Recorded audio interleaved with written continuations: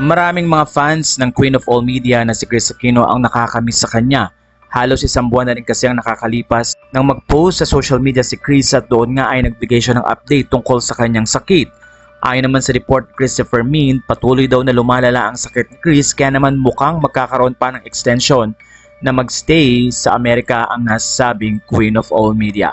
Matatandaang nang mag-post si Kris sa kanyang Instagram ay doon niya sinabi na nagkaroon ng abnormalities ang kanyang blood panel, sobrang baba ng kanyang hemoglobin at pati ang kanyang sodium kaya naman ayon sa kanya kailangan niya ng iron supplements.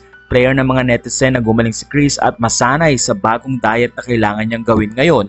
Makikita noon sa kanyang video na kailangan niyang uminom ng mga juices at kasama nga doon ang cucumber, apple at maraming spinach.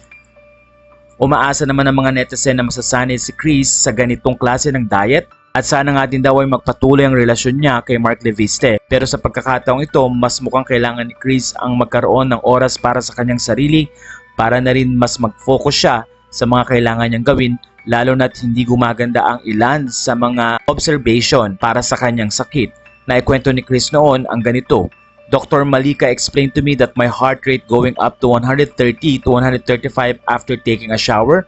My constant dizziness, spells, and headaches are already a warning for me that unless I start trying to eat real food and not really on milk alone, I could be among the 7 out of 10 patients with chug straws who attribute their death to heart failure. Sa puntong ito ay mas kailangan ni Kris ngayon na kumain ng maayos para maiwasan ang heart failure na kung saan ay inihiling nga niya na ma-extend pa ang kanyang buhay para mas maalagaan pa niya ang kanyang mga anak. Hinihiling naman ng mga fans na this year 2024 ay mas maging maganda ang takbo ng health ni Kris or masustain pa para makauwi na rin ito ng Pilipinas.